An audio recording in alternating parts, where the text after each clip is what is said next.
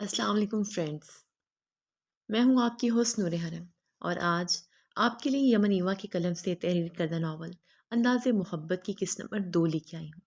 Episode کو start کرنے سے پہلے آپ سے ریکویسٹ ہے کہ ہمارے چینل کو سبسکرائب کر کے ویڈیو کو لائک کریں اور بیل آئیکن کلک کر لیں۔ اب چلتے ہیں ایپیسوڈ کی طرف۔ وہ اسکول سے واپس آتے ہوئے لیٹ ہو چکی تھی۔ بھوک اور تھکن سے بے حال تیز قدموں سے چلتی گھر کے دروازے پر پہنچی اور بوسیدہ پردہ ہٹا کر اندر داخل ہوئی۔ اسے دیکھتے ہی کب سے منتظر بیٹھی اس کی دونوں چھوٹی بہنیں بھاگتی ہوئی اس کے پاس آئیں۔ ہدی، آپ کو پے ملی آج؟ انہوں نے بے چینی سے سوال کیا۔ ہدیہ کے چہرے پر بے ساختہ سے مسکراہٹ ابھری۔ مجھے رجسٹر لینا ہے ہدی، آج بھی مجھے سزا ملی ہے۔ میں کچھ دن سے ہوم ورک نہیں کر پا رہی اور آپ جانتی ہیں میری بات ہمیشہ سے ٹیچر کو بہانہ لگتی ہے۔ ہنیا نے اسے بتاتے ہوئے رونی صورت بنائی۔ ہدیہ نے بے اختیار آگے بڑھ کر اسے خود سے لگا لیا۔ اس کی آنکھیں بھیگ گئی تھیں۔ وہ بہنیں سختیوں میں پلی بڑی تھیں مگر آج تک دنیا کی سنگ دلی کی عادی نہیں ہو پا رہی تھیں، نہ وہ مفلسی کی عادی تھی، اور ہدیہ جانتی تھی ایسا کیوں تھا۔ دنیا والوں کو چھوڑو ہنیا، یہاں جھوٹ زیادہ قابل اعتبار ہوتا ہے۔ یہاں سچ کی کوئی ویلیو نہیں، مگر تم سچ بولنا کبھی مت چھوڑنا۔ اس نے ہنیا کو پیار سے سمجھایا۔ وہ سب سے چھوٹی تھی اور کچھ نہ سمجھ بھی۔ ان دونوں کی بات کے دوران ہدینہ خاموش بیٹھی رہی تھی۔ ہدیہ سب سے بڑی تھی، اس لیے ذمہ دار اور سمجھدار لڑکی تھی۔ ہنیا چھوٹی تھی، اس لیے کچھ نادان تھی۔ مگر ہدینہ جو ہدیہ سے 2 سال چھوٹی اور ہنیا سے 3 سال بڑی تھی، بالکل خاموش طبع اور حد حساس طبیعت کی مالک۔ وہ حالات کو نہ صرف محسوس کرتی تھی بلکہ خود پر گزرا ایک ایک لمحہ اپنے دل میں رقم کرتی تھی۔ زندگی کیسی ہوتی ہے، جینا کسے کہتے ہیں، وہ سب سے ناواقف تھی۔ ہدینہ، اتنی خاموش کیوں ہو؟ ہدیہ نے نرمی سے اس کا ہاتھ تھاما۔ وہ سگی بہن تھی مگر اتنے فاصلے پر محسوس ہوتی تھی جیسے اجنبی ہو۔ اگر آپ کے پاس پیسے ہیں تو پلیز مجھے شوز لے دیں، کالج میں اوپن شوز الاؤ نہیں ہے۔ وہ جھجک کر آہستگی سے بولی تو ہدیہ نے اس کا جھجک زدہ انداز شدت سے محسوس کیا تھا۔ اسے اندر تو آنے دو، سانس تو لینے دو بیچاری کو۔ آتے ہی فرمائشیں بتانے لگی ہو تم دونوں، شرم کر لو۔ ماں نے ان دونوں کو گھرکا۔ وہ دونوں خاموشی سے ہٹ گئی۔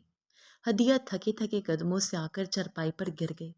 پریشان مت ہونا ہدی، اللہ ہے نا، وہ ہماری مدد کرے گا۔ یہ دونوں تو نہ سمجھ ہیں۔ انہوں نے اس کا نڈھال چہرہ دیکھ کر تسلی دی۔ وہ چادر اتارتی سر ہلا گئی۔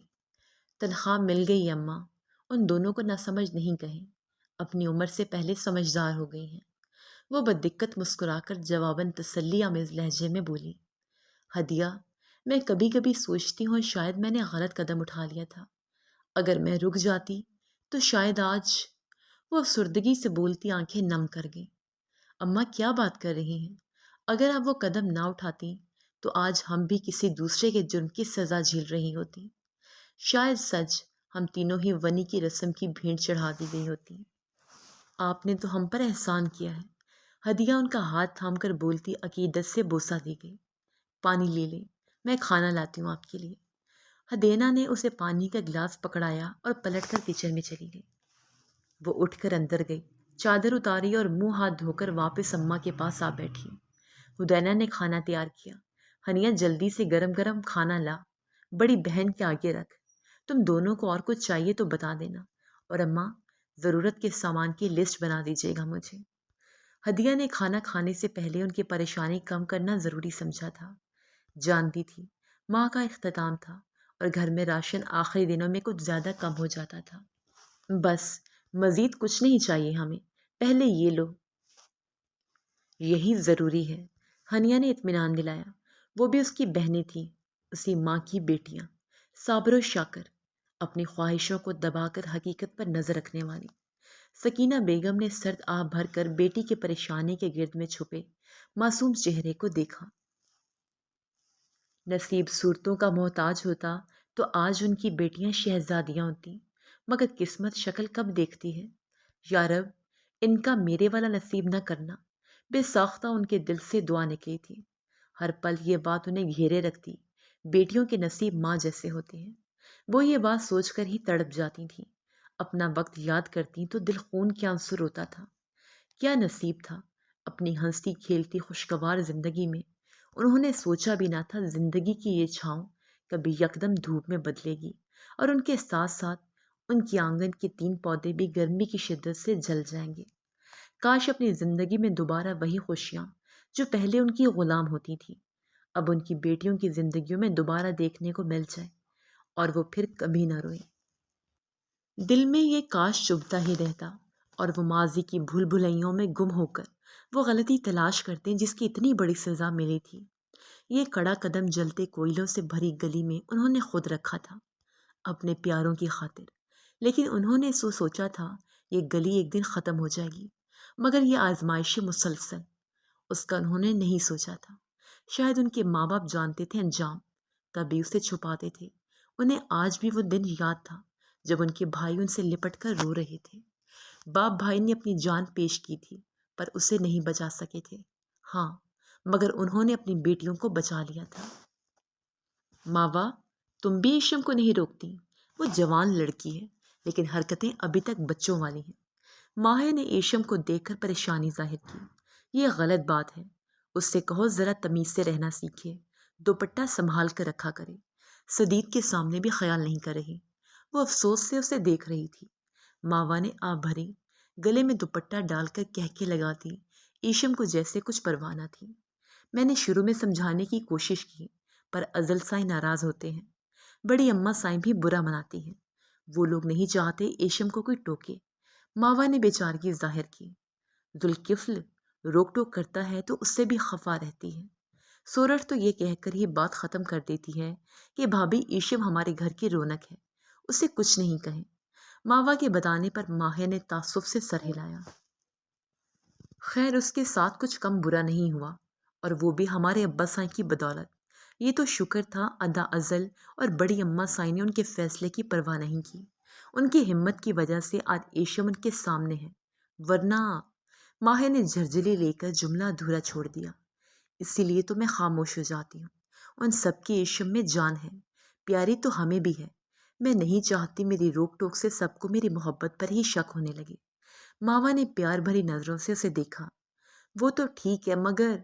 ماہر ابھی تک اس کے بے نیاز حلے پر اٹکی ہوئی تھی۔ ازل تو چلو اسے دیکھتا ہی بیٹی کی طرح تھا، مگر سدید… ماہر کو فکر لاحق ہوئی۔ ایشم بدتمیز نہیں ہے، بس تھوڑا پیار سے سمجھانا ضرور۔ جوان لڑکی کو تھوڑا سنجیدہ ہونا پڑتا ہے، بھائی کے سامنے بھی یوں لاپرواہی اچھی بات نہیں ہے۔ ماہر نے بات ختم کی۔ ماوا گہری سانس بھر کر رہ گئی۔ ادی، آپ آج ہمارے ہاں رہ جائیں، یہ دیدی کا دیور کہتا ہے کہ آپ یہاں نہیں رہیں گی۔ ایشم نے ماہر کو آواز لگا کر سدید کی شکایت کی۔ پیا، میں دراصل… وہ تذبذب کا شکار ہوئی۔ مت کہیں مجھے پیا، یہی پیار سے مجھے کہا جاتا ہے، اور آپ کو مجھ سے پیار نہیں ہے۔ وہ ناراض ہو گئی۔ ماہر کو اس پر بے تحاشا پیار آیا۔ رہے گی، ضرور رہے گی، یہ بھی ماہر کا گھر ہے، اور تم سے پیار کیوں نہیں کرتی؟ ہماری ایشم سے سب پیار کرتے ہیں۔ بڑی اماں سائیں نے جھٹ سے اسے دلاسا دیا اور فیصلہ بھی سنا دیا۔ ماہر نے تھک کر اس بات میں سر ہلایا۔ اب وہ بڑی ہو کر اتنے مان سے کہیں تو انکار کرنا بنتا نہیں تھا۔ میں جیت گئی دیدی سدیدی، ایشم نے خوشی سے نعرہ لگاتے ہوئے سدید کو سنایا۔ مبارک ہو مائی ڈیئر پیا، سدید نے چھیڑا۔ چلو بڑی اماں سائیں کے بہانے ایک بار جیت تمہارے حصے میں آئی۔ وہ اسے چڑھا رہا تھا۔ ایشم نے غصے سے گھورا تو وہ بے نیازی سے گانا گانے لگا۔ پیا رے، ایشم نے بے بسی سے اسے دیکھا۔ نصرت فتح علی خان کی دیکھ، وہ جل کر بڑبڑائی۔ سدید کہہ کے لگا رہا تھا۔ اس سیسی کو پھنسانا آسان نہیں، لیکن کچھ تو کرنا ہوگا، یہ تبھی جان چھوڑے گا، ورنہ اس کی وجہ سے میں کچھ بھی سکون سے کر نہیں پاتا۔ یہاں ہمارا دھندا شروع ہوتا ہے، وہاں وہ ریڈ ڈال دیتا ہے۔ غم و غصے سے میر خان کا چہرہ سرخ ہو رہا تھا۔ حال ہی میں اس کی فیکٹری سے غیر قانونی اسلحہ برآمد ہوا تھا، اور یہ کارنامہ بھی اسی ذوالکفل کا ہی تھا۔ یہی تو ممکن نہیں ہے، فخر نے جھنجھلا کر کہا۔ چاہتا تو وہ بھی ایسا ہی تھا، نقصان اس کی طرف بھی برابر ہو رہا تھا، مگر ہر بار یا وہ پیسہ دے کر پولیس کو چپ کرواتے تھے یا اس کی کمزوری ڈھونڈ کر مجبور کر دیتے تھے کہ وہ ایک سائڈ پر ہو جائے، مگر یہاں دونوں کام ممکن نہیں ہو رہے تھے۔ ایک خوبصورت لڑکی ہو جو زیادہ نہیں تو کچھ وقت اے سی کے ساتھ گزارے اور اس کا ثبوت مووی پکچرز وغیرہ ہمارے پاس ہوں تو بس وڈیروں کے لیے یہ بات ہی تمانچہ ثابت ہوگی۔ میڈیا کے سوالات سے بچنے کے لیے خود سب چھوڑ دے گا۔ اچانک کوئی خیال آنے پر میر خان پرجوش لہجے میں بولا۔ فخر بھی ٹھٹک گیا۔ یہی طریقہ ہے فخر، کچھ انتظام کرو ورنہ اس کی گرفت ہم پر مضبوط ہوتی جا رہی ہے۔ جس دن ہم پر اس نے باقاعدہ کیس کر دیا ہم کچھ کرنے کے قابل نہیں رہیں گے۔ میر خان نے اپنے چہرے پر ہاتھ پھیرتے ہوئے کہا۔ اس سے تو بہتر ہے کہ اس کے گھر کی معلومات دو۔ مجھے نہیں لگتا کہ وہ لڑکیوں کا شوقین ہے۔ فخر خان بیزاری سے بول رہا تھا۔ ٹھیک کہتے ہو۔ سنا ہے ذوالکفل غاری کے باپ اور چچا کی حویلیوں میں حوریں رہتی ہیں۔ کچھ سمجھے؟ یعنی جس کے اپنے گھر میں سب میسر ہو وہ یہاں وہاں کیوں دیکھے گا؟ میر خان نے آوارگی سے کہا تو دونوں نے اس بات پر کہکا لگایا۔ ابے یہ لوگ عزت کے معاملے میں بڑے پاگل ہوتے ہیں۔ گھر کی عورتوں کو نظر اٹھا کر نہیں دیکھتا ہوگا۔ تم ذرا شہر کے حسن کا انتظام کرو بس۔ کوئی ایسی لڑکی جو اے سی کی اکڑ ختم کر دے، اسے زیر کر دے۔ میر خان اپنی بات پر بضد تھا۔ ایک لڑکی ہے ایسی۔ اس دن فیکٹری جاتے ہوئے بیچ بازار میں جو سیاہ چادر والی لڑکی دیکھی تھی، یاد ہے؟ فخر خان نے یاد دلایا۔ کیسے نہیں یاد؟ وہ بھولنے کی چیز کب تھی؟ کیچڑ میں کنول تھی۔ میں تو نظر ہی نہیں ہٹا پا رہا تھا۔ کبھی موقع ملے تو اٹھا لیتے ہیں۔ کچھ دن اچھے گزر جائیں گے۔ میر خان کی آنکھوں میں شاطرانہ چمک تھی۔ ہاں میں نے نظر رکھی ہوئی ہے۔ وہ بڑے خاندان کی نہیں ہے۔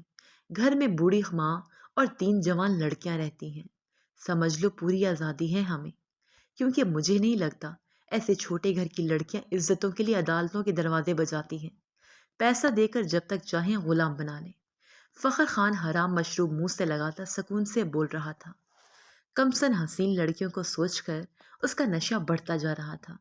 ایسا کرو، اسی لڑکی کو اے سی کے پاس بھیجتے ہیں۔ اے سی کا پتہ صاف ہو جائے، پھر بعد میں تو وہ ہمارے ہی کام آئے گی۔ وہ کمینگی سے بولا تو میر خان نے اس بات میں سر ہلا دیا۔ کبوتروں کے پنجرے کے پاس بیٹھی ایشم نے سدید کو دیکھا تو ناک چڑھا کر منہ بگاڑنے لگی۔ تم پھر سے ٹپک پڑے؟ 2 دن بھی سکون نہیں آتا اپنے گھر؟ پتہ نہیں کیوں چلے آتے ہو بار بار۔ سنو وائٹ اور براؤن کی طرف دیکھتی وہ تعصب سے بولی۔ تم یاد آتی ہو بار بار، اسی لیے تو صبح صبح اٹھ کر سیدھا یہیں چلایا ہوں تمہیں دیکھنے۔ وہ بیچارگی سے بولتا باہیں پھیلا کر انگڑائی لیتے ہوئے اسے سخت زہر لگا تھا۔ دیکھو دیدی کے بچے، ایشم نے وارننگ کے انداز میں انگلی اٹھائی۔ کہاں ہے میرے بچے؟ اس کی بات پوری ہونے سے پہلے وہ چمکتی آنکھوں سے یہاں وہاں دیکھنے لگا۔ وہ خوش قسمت ہیں ابھی یہاں نہیں آئے، ابھی آسمان پر جی بھر کر عیش کر لیں، پھر تم جیسے باپ کے چنگل میں پھنس جائیں گے تو پچھتائیں گے۔ وہ چڑھ کر بولی تو سدید نے مسکراہٹ دبا کر نخرے سے اپنے بالوں کو جھٹکا دیا۔ لوگ جلتے ہیں میرے حسن سے، شاید تم نہیں چاہتی میری توجہ کبھی تم سے ہٹے۔ سدید نے چڑھایا۔ تم ہو کون؟ تم میرے ادا نہیں ہو، اس لیے مجھے تم سے بات کرنا بھی نہیں پسند۔ سوچتے رہو جو سوچتے ہو۔ وہ بے نیازی سے کبوتروں کو دانہ ڈالنے لگی۔ ایشم کی بات پر سدید ایک لمحے کے لیے چپ سا ہوا، پھر کندھے اچکا کر لاپرواہی ظاہر کرنے لگا۔ میں بھی تمہارے لیے نہیں آیا تھا خود غرض لڑکی۔ مجھے پتا چلا ادا ذوالکفل رات کو آئے ہیں، اسی لیے آ گیا۔ ناشتہ انہی کے ساتھ کروں گا۔ وہ اسے جتا کر بولا۔ کیا؟ اسی صاحب حویلی پہنچ گئے اور مجھے پتا تک نہیں؟ میں نے ان جیسا غدار پولیس والا آج تک نہیں دیکھا۔ وہ جھٹکے سے اٹھی اور سدید کی بات کاٹ کر صدمے سے بولتی دانت کچکچانے لگی۔ ایک منٹ۔ سدید نے اس کی کلائی تھام لی۔ بقول تمہارے تم صرف ادا ازل کی بہن ہو، اور تمہارے ادا تو ذوالکفل بھی نہیں ہیں۔ ان کے لیے اتنی بے چینی؟ پھر میرا کیا قصور ہے بتاؤ؟ اس نے ایشم کو گھورا۔ وہ نک چڑھائے ہیں مگر بہت لونگ ہیں۔ میرے لڑنے پر بھی کچھ نہیں کہتے، نام لینے پر بھی کچھ نہیں کہتے، بلکہ میری باتوں پر مسکراتے ہیں، اور وہ میرے لیے ہر بار اتنی چیزیں لاتے ہیں۔ ظاہر ہے وہ مجھ سے پیار کرتے ہیں۔ وہ اپنی انگلیوں پر گن گن کر ذوالکفل کی اچھائیاں بتا رہی تھی۔ سدید نے اپنے لبوں پر پھیلنے والی مسکراہٹ کو بمشکل چھپایا تھا۔ تم ابھی تک بچوں کی طرح چیزوں کی لالچی ہو؟ بھوکی لڑکی، چیزیں تو میں بھی لا کر دیتا ہوں، اور بہرحال نفرت بھی نہیں کرتا۔ ہاں پیار تھوڑا مشکل ہے، مگر کوشش کر سکتا ہوں۔ वो सीने पर बाजू लपेटता तवज्जो से उसे देख रहा था। लबों पर मुस्कुराहट बिखरी हुई थी। ईशम ने बेनियाजी से बालों के आवारा लटों को कान के पीछे अड़सा और फिर सदीद को देखती कुछ संजीदा हुई। तुम बहुत अच्छे इंसान हो, मगर मुझे अच्छे नहीं लगते, और तुम मुझे सस्ती चीजों पर तनख्वाह देते हो। जुल्किफ्ल का मुकाबला नहीं करो दीदी। ये देवर, वो उसे जिताकर बोलती अपना बाजू छुड़वाकर अंदर की तरफ भागी। मेरा मुकाबला तो वाकई किसी से नहीं, बेखबर लड़की। सदीद उसकी कमअक्ली पर अफसोस से सर हिलाकर रह गया। घर के लिए सौदा खरीदने वो बाजार पहुंची तो किसी ने बाजू पकड़कर खींचते हुए उसे रश्ते निकालकर एक तरफ किया। कौन हो तुम? बाजू छोड़ो मेरा। हदिया गुस्से से कांप गई। अनजान मर्द की गिरफ्त में अपनी कलाई देखकर उसका दिमाग घूम गया था, मगर बेबसी गुस्से से ज्यादा थी। बाजू छोड़ने के लिए नहीं पकड़ा, चलो मेरे साथ। वो सुकून से बोलता उसे साथ ले जाने लगा। हदिया एक लम्हे में उसे पहचान चुकी थी। वो वही था जो कुछ रोज पहले उसे बाजार में इसी तरह उसका रास्ता रोक चुका था। छोड़ो मुझे, क्यों मेरा पीछा कर रहे हो? मैं तुम्हें। वो घबरा कर खुद को छुड़वाती धमकाने लगी। चुपचाप मेरे साथ चलो, वरना। उसकी बात काट कर वो संजीदा हुआ और उंगली उठाकर वार्न किया, मगर उसे अपनी जगह से 1 इंच भी ना हिलता देखकर वो गुस्से से उसका हाथ पकड़कर तकरीबन घसीटता हुआ गाड़ी तक पहुंचा और उसे गाड़ी में धकेल कर डोर बंद कर दिया। वो घुटी घुटी आवाज में चीखी जरूर थी, मगर खौफ ने गला नकारा कर दिया था और गाड़ी में बंद होने के बाद वो चीखने के काबिल भी नहीं रही थी। दिन दिहाड़े एक मासूम लड़की का अगवा हो चुका था और इर्द गिर्द के लोग बेखबरी से अपनी खरीदारी करते रह गए थे। जुल्किफ्ल के कमरे की तरफ बढ़ती ईशम गुस्से से बुड़बुड़ा रही थी। उसका बस नहीं चलता था। जुल्किफ्ल की गाड़ी हवेली में दाखिल होते ही वो सबसे पहले मिले। उसे अपना सामान लेना होता था और वो पहले ही इंतजार से थक जाती थी। उस पर जुल्किफ्ल आकर मजे से कमरे में बंद हो जाता था। ना मिला, ना आने का बताया। हद ही तो थी। अस्सलाम वालेकुम। वो कमरे में दाखिल हुई। जुल्किफ्ल जो उसी वक्त उठा था, वह ड्रॉप से ड्रेस निकालते हुए मसरूफ सा खड़ा था। वालेकुम अस्सलाम। उसने वहीं खड़े खड़े जवाब दिया और अपना ड्रेस निकालकर उसकी तरफ पलट कर मुस्कुराया। कैसी हो ईशम? उसने नरमी से खैरियत पूछी और उसका पूछना ईशम को स्टार्ट कर गया। मैं ठीक हूँ। और आप रात को कब आए? मुझे किसी ने बताया ही नहीं। मैंने आपको बहुत मिस किया। वो जोश से सुर्ख चेहरा लिए बोल रही थी। वो मुस्कुरा दिया। मैं बहुत लेट आया था। मैंने ही मना किया था कि तुम्हें ना बताया जाए। मैं सुबह मिल लूंगा। उसने आगे बढ़कर उसके कंधे पर लटकते दुपट्टे को खोलकर सही तरह से उस पर फैला दिया। हर बार समझाता हूँ, इस तरह लिया करो। तुम बड़ी हो गई हो, मगर तुम ये बात कभी कबूल नहीं करोगी। वो खफगी से बोल रहा था। ईशम ने मुंह बसोरा। आप मेरे लिए शहर से क्या लाए? ईशम की बेचैनी बढ़ी तो उसने आंखें पटपटाकर पूछा। क्या लाया हूँ? जुल्किफ्ल ने उन अल्फाज पर जोर दिया। इसीलिए मिस करती हो ना मुझे? इस बार मैं नहीं लाया कुछ भी। जाके अपने अदा अजल से तोहफे लो। वो खफा हुआ। वो बचपन से अब तक लालची ही थी। लालच में उसके पास आती थी, वरना उसको सोचती भी नहीं थी। आप भी ना सदीद की तरह जलते हैं। ईशम हंसी। हाँ, तमीज से। मैं कितना बड़ा हूं तुमसे ईशम? उसने बेसाख्ता टोका। इसीलिए तो रोब जमाते हैं। अदा अजल भी तो बड़े हैं। जरा जो रोब जमाते हो मुझ पर, वो बस प्यार करते हैं। आप सब हर बात पर उनका ताना दे देते हैं। वो नाराज होकर पलटी। पागल लड़की, सब मजाक करते हैं। रुको। वो तेजी से आगे बढ़कर बोला और नरमी से उसका हाथ थमकर रुका। तुम्हारे लिए बहुत कुछ लाया हूं। ऐसा मुमकिन है मैं घर आऊं और तुम्हारा कोई सामान ना हो? अब मैं शावर लेकर आता हूँ, सबके साथ नाश्ता करेंगे, फिर तुम मुझे चाय पिलाना। उसने प्यार से उसका सर थपथपाकर कहा। ईशम ने मुतजब्जब नजरों से उसे देखा। मुझे तो चाय बनानी नहीं आती, आपको भी पता है। वो मासूमियत से बोली तो वो हंस दिया। पता है, पर तुम इतनी बड़ी हो गई हो, कुछ तो आता भी हो। चाय बहुत इजी है, अम्मा साई से पूछकर बनाना सीखो। वो उसे हर बार एक एहसास दिलाना चाहता था कि वो जवान हो चुकी है। वो यही एक हकीकत मानने को तैयार नहीं थी। अब भी फर्मा बरदारी से सर हिलाया, जबकि नजर उसके सफरी बैग पर जमी थी। जाकर देख लो। वो उसका गाल थपथपाकर बोला और ड्रेस उठाकर चला गया। जानता था बैग खोलकर सारा सामान देखे बिना इशम का एक लम्हा नहीं कटेगा। وہ تیزی سے بیگ کھول کر سب سامان دیکھنے لگی۔ سدید کمرے میں داخل ہوا تو ایشم ذوالکفل کا سارا سامان کھول کر کارپیٹ پر پھیلائے بیٹھی تھی۔ تمہیں دیکھ کر ایسا لگ رہا ہے جیسے قیمتی سامان پر ڈاکہ ڈالا جا رہا ہو۔ میں اکثر یہ بات سوچتا ہوں کہ تمہیں شرم کیوں نہیں آتی؟ کیا تم لڑکی نہیں ہو؟ سدید بولتے ہوئے اس کے سامنے جا بیٹھا، نظر گھما کر سامان دیکھتے ہوئے بے ساختہ دل میں ذوالکفل کو داد دی تھی۔ جتنی خریداری ہر بار وہ ایشم کے لیے کر کے لاتا تھا، سدید کو یقین تھا اس کی تنخواہ کا بڑا حصہ یہیں غرق ہو جاتا ہوگا، مگر پرواہ نہ اسے تھی نہ ایشم کو۔ لٹیرے تو تم لگ رہے ہو بیچارے سے، دیکھو سب کچھ میرا ہے اور تمہارے لیے کچھ نہیں آیا۔ تم اپنے بابا سائیں سے فرمائش کیا کرو، شاید پھر تم بھی امیر ہو جاؤ میری طرح۔ ایشم نے سب سمیٹتے ہوئے اسے جتایا۔ وہ اس کی بات پر ہنس پڑا۔ ہم ایسے تحفے لیتے ہی نہیں جو مانگنا پڑے، بن مانگے جو ملے اس کا مزہ ہی الگ ہے۔ ذوالکفل ادا تو تمہارے تحفے لانے پر مجبور ہے۔ انہیں پتا ہے بڑی اماں سائیں نے ان کا داخلہ بند کر دینا ہے اگر ان کی دی گریٹ ایشم کو خوش نہ کیا گیا۔ سدید اسے سچ بتانے کی کوشش کر رہا تھا۔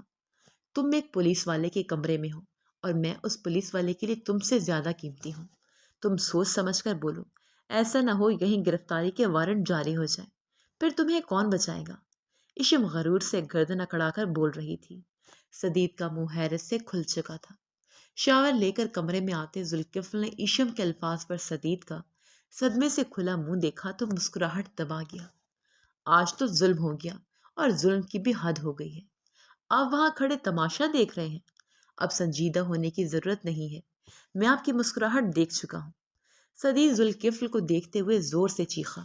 وہ بے ساختہ ہلکا سا کہکا لگا کر ہنسا۔ ایشم اپنا سامان اٹھانے میں مصروف تھی۔ سب بہت زیادہ تھا اور سب ایک ساتھ لے جانا مشکل ہو رہا تھا۔ وہ پاگل ہے، تم تو سمجھدار ہو، فضول بحث کرتے ہو اور اپنا مذاق بنواتے ہو۔ ذوالکفل نے اس کے پاس گھٹنا ٹیک کر نیچے بیٹھتے ہوئے اس کا سر تھپک کر آہستگی سے کہا، اور رخ موڑ کر ایشم کے ہاتھ سے بار بار گرتے باکس سنبھالنے لگا۔ سدید اس کی پشت دیکھتا رہا، پھر آگے بڑھ کر اس کے گرد بازو پھیلائے، پیچھے سے اس کے کندھے پر سر رکھ گیا۔ میں آپ کو بہت یاد کرتا ہوں ادا سائیں۔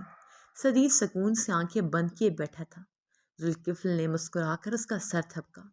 ایشم نے سدید کو اس کے قریب دیکھا اور اس کے لبوں پر پھیلی مسکراہٹ دیکھی۔ اسے پہلی بار ایسے لگا جسے سدید ٹھیک کہتا تھا۔ اسے لگا ذوالکفل کو سدید زیادہ پیارا تھا اور شاید سدید کو بھی ذوالکفل سے زیادہ محبت تھی۔ جلن کے احساس سے اس کا چہرہ سرخ ہوا۔ سارا سامان زمین پر پھینک کر وہ دھپ دھپ کرتی کمرے سے نکل گئی۔ وہ دونوں چونک گئے۔ جاری ہے۔